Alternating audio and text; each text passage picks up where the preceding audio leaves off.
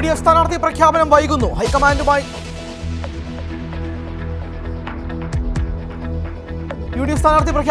ഹൈക്കമാൻഡുമായി ചർച്ചയ്ക്ക് കെ സുധാകരൻ ഡൽഹിക്ക്. ആദ്യഘട്ട പട്ടിക ഇന്നോ നാളെയോ ഇടുക്കിയും ഏറ്റുമാനൂരും വിട്ടു നൽകാൻ ജോസഫ് ഗ്രൂപ്പ്. അമ്പലപ്പുഴയിൽ ജി സുധാകരനെ പിന്തുണയ്ക്കാൻ കോൺഗ്രസ് കൈവിട്ടതോടെ CC മുകുന്ദൻ BJPയിലേക്ക്.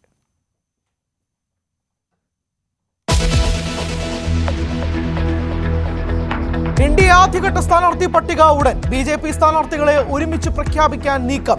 ബുധനാഴ്ചയ്ക്കകം സ്ഥാനാർത്ഥി നിർണയം പൂർത്തിയാക്കാൻ ഘടകകക്ഷികൾക്ക് നിർദ്ദേശം.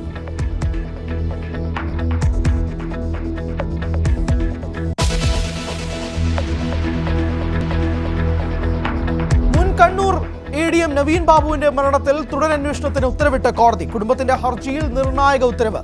PP ദിവ്യയുടെ ഫോൺ വിവരങ്ങൾ മുഴുവൻ ശേഖരിക്കും.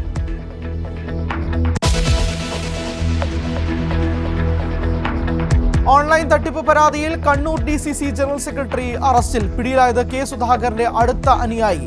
കല്ലിക്കോടൻ രാകേഷിനെ പിടികൂടിയത് 1 കോടി തട്ടിയെന്ന പരാതി.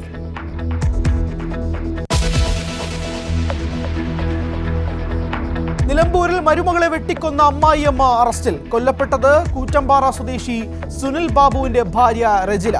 കൊലപാതകത്തിൽ കലാശിച്ചത് ചായ കൊടുക്കുന്നതുമായി ബന്ധപ്പെട്ട തർക്കത്തിൽ.